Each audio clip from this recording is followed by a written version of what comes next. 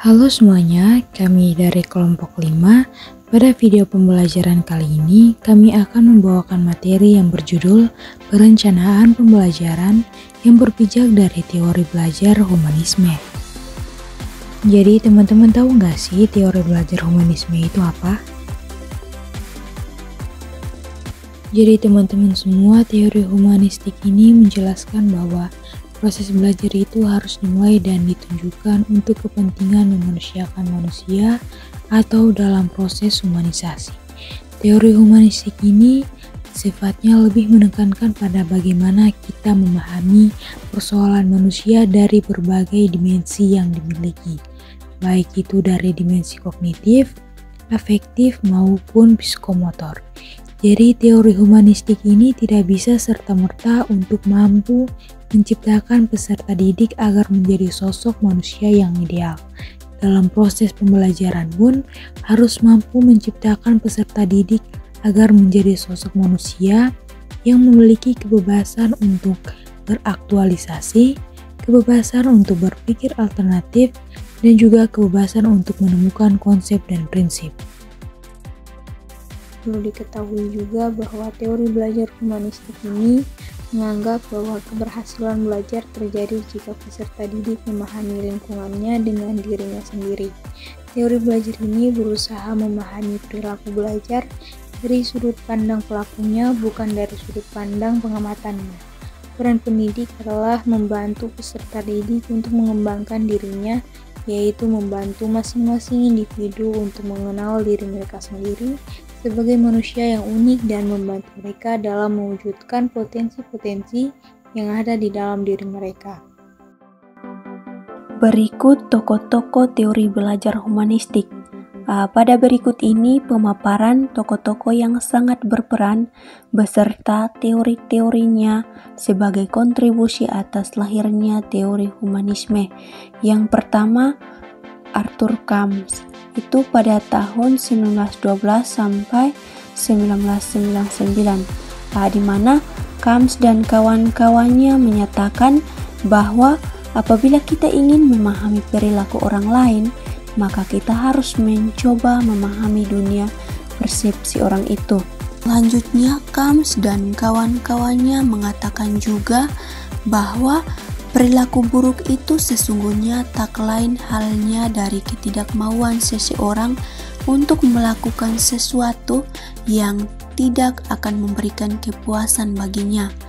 Apabila seorang guru mengeluh bahwa siswanya tidak mempunyai motivasi untuk melakukan sesuatu, ini sesungguhnya berarti bahwa siswa itu tidak mempunyai motivasi untuk melakukan sesuatu yang dikehendaki oleh guru itu.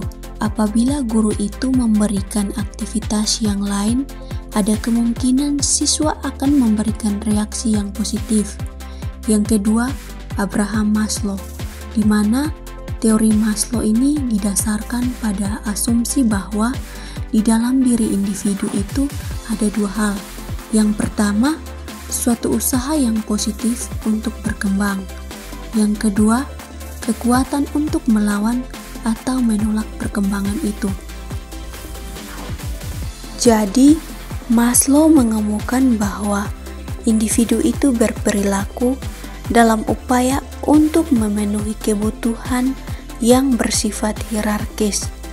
Hierarki kebutuhan manusia, menurut Maslow ini, mempunyai implikasi yang penting yang harus diperhatikan oleh guru pada waktu ia mengajar anak-anak. Ia mengatakan bahwa perhatian dan motivasi belajar ini mungkin berkembang kalau kebutuhan dari siswa belum terpenuhi. Yang ketiga, Carl Renzo Rogers, di mana Rogers membedakan dua tipe belajar, yaitu kognitif atau kebermaknaan dan juga eksperiental atau pengalaman. Jadi, guru itu menghubungkan pengetahuan akademik ke dalam pengetahuan terpakai, seperti contohnya mempelajari mesin dengan tujuan untuk memperbaiki mobil. Eksperiental itu menunjukkan pada pemenuhan kebutuhan dan keinginan siswa. Materi yang berikut yaitu tentang kekurangan dan kelebihan teori humanisme. Adapun pepatah menyatakan bahwa segala sesuatu itu memiliki kekurangan dan kelebihannya. Hal tersebut mengisyaratkan bahwa tidak ada makhluk ciptaan Tuhan yang sempurna. Begitu pula dengan teori pendidikan, ada beberapa kekurangan dan kelebihan yang saling melengkapi satu sama lainnya. Ada beberapa kelebihan dalam teori humanisme, yaitu yang pertama, teori humanisme lebih cocok untuk diterapkan dalam materi pelajaran yang bersifat pembentukan karakter. Yang kedua, teori ini dinyatakan berhasil apabila siswa bersemangat dalam mengikuti proses pembelajaran. Contoh konkretnya, siswa bergairah, berinisiatif dalam belajar dan terjadi perubahan pola pikir, perilaku, dan sikap atas kemauannya sendiri. Yang ketiga, teori ini mengharapkan siswa untuk menjadi siswa yang bebas, tidak terikat oleh pendapat orang lain, dan mengatur pribadinya sendiri secara bertanggung jawab tanpa mengurangi hak-hak orang lain atau melanggar aturan, norma, disiplin, atau etika yang berlaku. Yang keempat, teori ini mendorong guru untuk dapat lebih mengenali peserta didiknya. Yang kelima, teori ini memberikan dampak yang signifikan terhadap proses perkembangan anak dilihat dari sisi kepribadiannya. Yang keenam, teori ini lebih mengedepankan aspek memanusiakan manusia dan pembentukan karakter. Selain itu, adapun kekurangan teori humanisme adalah sebagai berikut. Yang pertama yaitu siswa yang tidak menyadari dan memahami potensi dirinya akan ketinggalan dalam proses belajar. Yang kedua, siswa yang tidak aktif akan ada malas belajar, akan merugikan diri sendiri dalam proses belajar. Yang terakhir itu, proses pembelajaran lebih difokuskan kepada pengembangan potensi yang dimiliki siswa sehingga pengembangan intelektual siswa tidak terasa. Yang berikut saya akan menjelaskan mengenai implementasi teori belajar humanisme dalam pembelajaran. Yang pertama, Confluent Education. Confluent Education adalah pendidikan yang memadukan atau mempertemukan pengalaman-pengalaman afektif dengan belajar kognitif di dalam kelas. Hal ini merupakan cara yang bagus sekali untuk melibatkan para siswa secara pribadi di dalam bahan pelajaran.